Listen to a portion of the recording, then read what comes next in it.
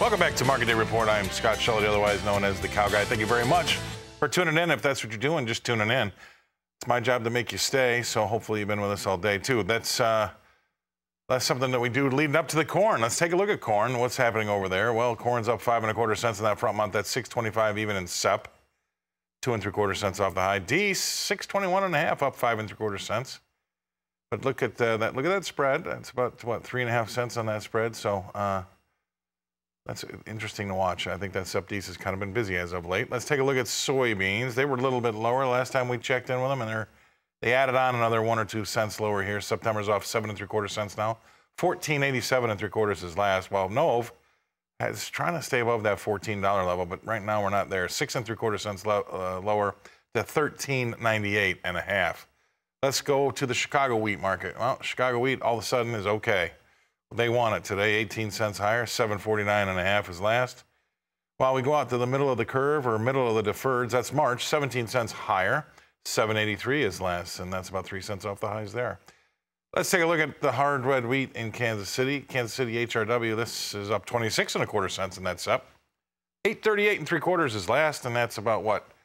A couple cents off the highs, couple three, and then we've got March in out the deferreds, 24 cents higher to 8.41 3/4, and that's 2 cents off the highs there. Spring wheat in Minneapolis, well, 17 1/4 cents higher in that SEP contract, 8.70 even is last, and we've got March up 18 1/4 cents to 8.96 1/2, and that's about what 2 cents off the highs there. So they like the wheat today. Don't try to take it from them. How about cotton? This one's on fire, 349 points higher in that D's. 116.19 is last. Let's bring our next guest analyst in, and that's Todd Horwitz. He's with Bubba Trading today. He's in Chicago. Tomorrow, who knows where. But I appreciate you being on the show.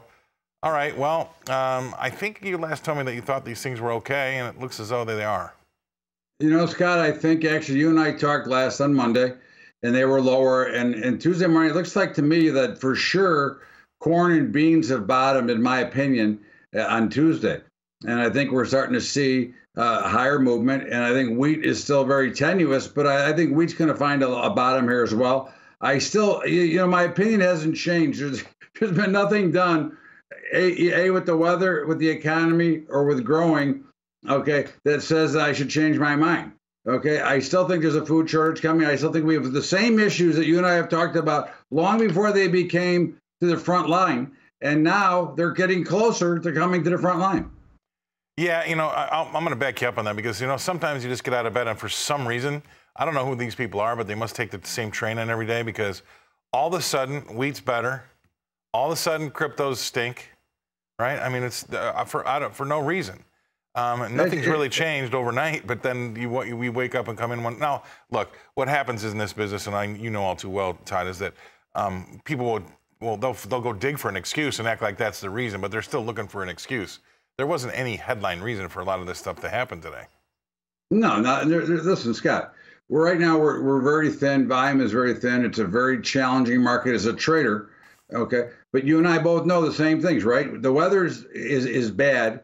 Okay, it's dry. We already know that we've got lower offers, lower quantities coming in based on what they've told us in the last WASDE report. And we already know that Russia and Ukraine can't get grains out. And, of course, Brazil, Argentina, and Australia did not have a good production in their last marketing year. So all those things added together say we're having higher prices.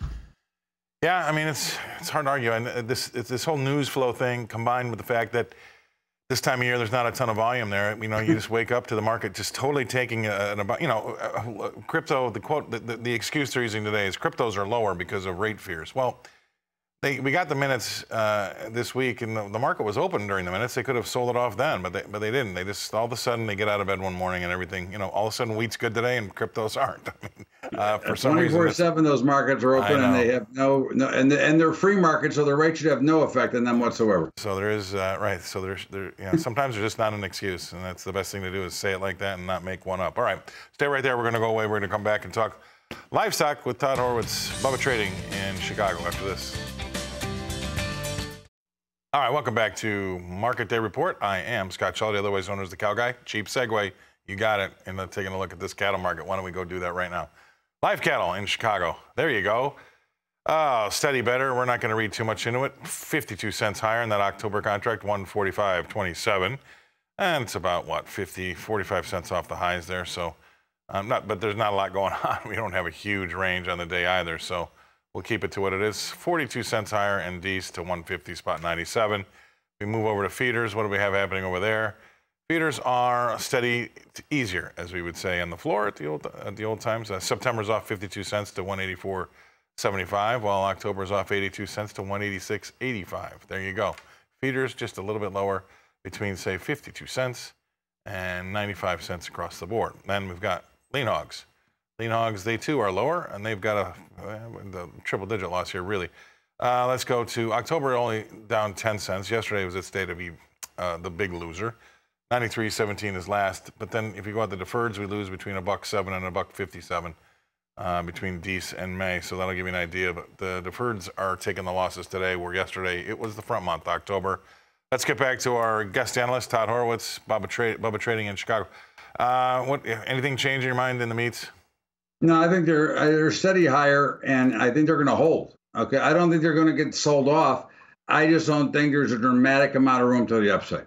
Okay, I certainly don't think. I wouldn't be surprised to see feeders at 190, 195. I wouldn't be surprised to see fats at 145, 150. But I don't know if there's that much more room. I think we're kind of in a fair priced market.